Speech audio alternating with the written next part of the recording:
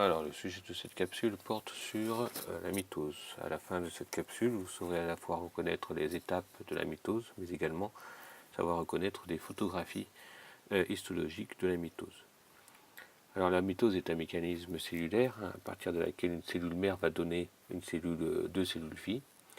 Je vous rappelle que la mitose s'inscrit dans le cycle cellulaire et que c'est la dernière étape après l'interphase. La mitose se décompose en 4 étapes, la prophase, la métaphase, l'anaphase et la télophase, au cours de laquelle les chromosomes vont se séparer dans 2 cellules filles.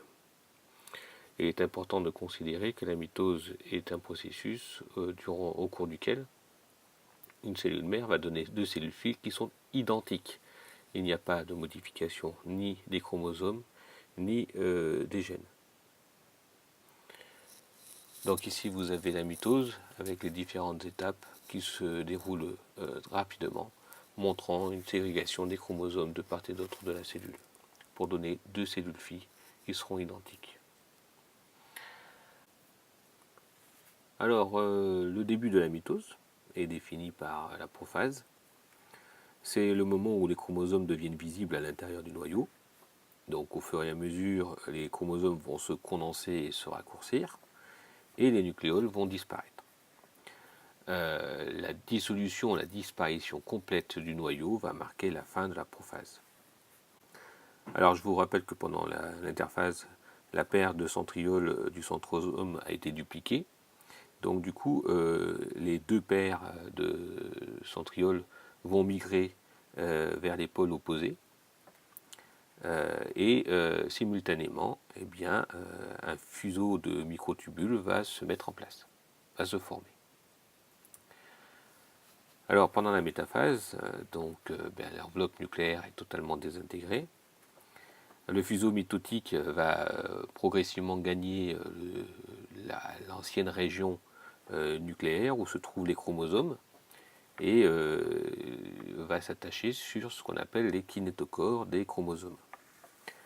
Alors les chromosomes vont s'aligner progressivement sur le plan de l'équateur.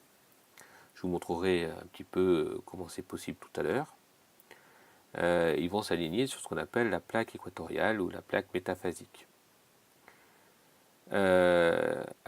Petite remarque sur cette métaphase, eh bien, la mitose ne pourra se poursuivre que si la paire de chromatides, les paires de chromatides sont parfaitement alignées sur cette plaque équatoriale. Alors, c'est ce qu'on appelle le point critique de la métaphase. Alors, pendant l'anaphase, l'anaphase est marquée par le clivage du centromère, qui est attaché entre elles les chromatides des chromosomes dupliqués. Donc, en fait, les microtubules qui sont attachés au centrosome vont se raccourcir et les centrioles vont s'éloigner l'un de l'autre et les chromatides de chaque chromosome dupliqué sont tirés vers les 2 extrémités opposées du fuseau, qui vont achever ainsi la répartition identique exacte du matériel génétique dupliqué. Alors pendant la télophase, les chromosomes se déroulent et reprennent l'aspect qu'ils avaient pendant l'interphase. L'enveloppe nucléaire va se reconstituer et les nucléoles redeviennent visibles.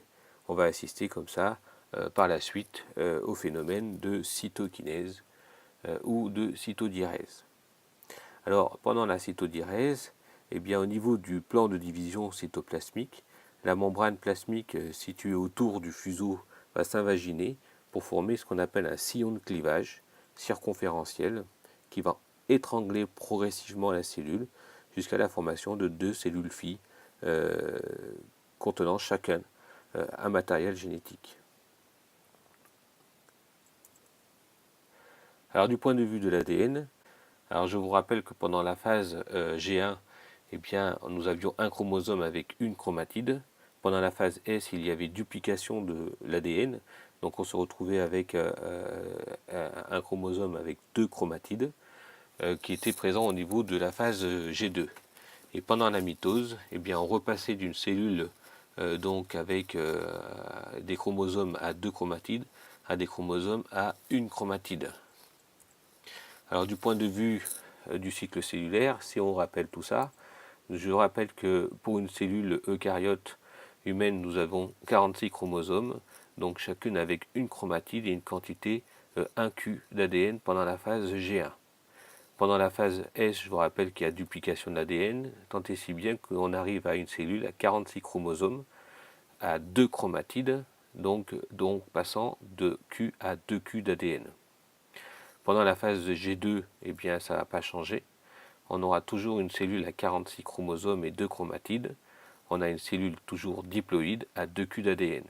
Par contre, pendant la mitose, eh bien, on va répartir dans chaque cellule un lot de chromatides. On va passer donc d'une cellule à 46 chromosomes à une chromatide et passant donc à 1Q d'ADN. Alors la mitose est un processus qui peut être reconnu et les différentes phases peuvent être reconnues. Ici vous avez un chromosome qui est interphasique, qui va passer vite à la condensation des chromosomes, ici on les voit bien, qui vont s'organiser sur la plaque équatoriale, puis se séparer, et enfin s'individualiser dans 2 noyaux différents au cours de la télophase. Donc si on reprend ici les différentes phases de la mitose très rapidement, ici vous avez des photographies de la prophase, vous voyez effectivement des chromosomes qui commencent à apparaître dans le noyau. Ensuite vous avez la métaphase où vous avez les chromosomes qui vont commencer à s'organiser sur la plaque équatoriale. Donc ici on peut remarquer que les phases se chevauchent. Parfois il est difficile de placer des photographies dans des phases très particulières. Donc ensuite vous avez la phase où vous avez, alors là ce sont la phase qui est la plus facilement reconnaissable, où vous avez effectivement les 2 lots de chromatides, de chromosomes qui vont se séparer dans 2 cellules différentes. Alors à la fin de l'anaphase, eh bien parfois on peut confondre ça avec la télophase. Alors rassurez-vous, les photographies qui vous seront présentées seront des photographies qui sont caractéristiques. Alors ici, je vous propose de revoir un petit peu la mitose en microscopie optique et par astuce microscopique, on peut colorer les chromosomes. Ici, pendant la prophase, on voit bien les chromosomes individualisés qui vont s'organiser sur la plaque équatoriale au moment de la métaphase. Et puis vous voyez que chaque chromosome va partir de part et d'autre, c'est l'anaphase. Et vous voyez ici la constitution de 2 lots, 2 noyaux, en fait, c'est la télophase. Il y a même la cytodyrèse qui s'est achevée. Alors, si imaginez qu'on rembobine un petit peu et qu'on essaye de voir ce qui va se passer au niveau d'un seul chromosome, de façon à comprendre en fait comment les chromosomes se séparent de part et d'autre du fuseau métotique. Alors, si on zoome ici un chromosome, on voit bien que ce chromosome est constitué de 2 chromatides et que ce chromosome est relié au fuseau métotique. En fait, les chromosomes sont équipés d'un appareil protéique qu'on appelle les kinétochores, et ce sont des structures qui sont reliées au centromère du chromosome et qui sont acteurs de l'interaction entre le chromosome et les microtubules du fuseau. Lorsqu'un kinétochore capture un tubule, il s'établit sur le centromère une force de traction dirigée vers le pôle auquel est relié le microtubule. Comme 2 kinétochores sont sur le centromère et placés en opposition, le chromosome se trouve pris entre 2 mouvements contradictoires qui finissent par se stabiliser sur la plaque métaphasique à mi-chemin des 2 pôles. Par la suite, la fissuration des centromères permet la libération des forces sur les 2 nouveaux chromosomes obtenus et chacun est tracté vers un pôle. C'est ainsi que le partage peut être équitable. Voilà, donc c'est un processus qui est complexe mais qui commence à être particulièrement bien connu. Alors un mot associé au cancer. Je vous en ai déjà parlé dans la capsule numéro 9 sur le cycle cellulaire. Le cancer, c'est une maladie dont l'origine est la multiplication aberrante des cellules mutantes aux dépens de leurs cellules voisines et pouvant aboutir à la destruction des tissus. Voilà la définition d'un cancer. En fait, les différentes caractères histologiques des tumeurs malignes sont bien décrites dans les ouvrages d'histologie, mais l'un des caractères les plus fréquemment observables, c'est les figures de mitose anormale. Alors, ces figures de mitose anormale ne sont jamais présentes dans les tissus normaux, mais sont présentes dans les cancers. Alors, les figures de mitose anormale sont un exemple visuellement manifeste des nombreuses anomalies génétiques que l'on retrouve dans les cellules cancéreuses. Ces anomalies sont associées à la perte de contrôle de la division cellulaire et à la perte également de la mort cellulaire programmée, l'apoptose. Alors ces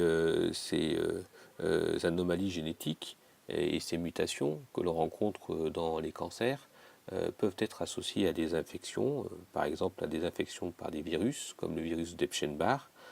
Elles peuvent être liées également à des substances toxiques, comme la fumée de cigarette, à des radiations, comme la radiation solaire, par exemple, la lumière du soleil. Elles peuvent être également congénitales. Alors là, ici, je vous présente un schéma qui vous montre qu'il existe dans le génome des gènes d'antiprolifération, des gènes d'apoptose, des gènes de réparateurs de l'ADN, des gènes de prolifération, qui sont autant de gènes qui sont associés au contrôle de la division cellulaire. Et on peut imaginer que la mutation portant sur l'un de ces gènes peut dérégler le processus du cycle cellulaire et générer comme ça des multiplications non contrôlées de cellules qui sont à l'origine du coup de cancer.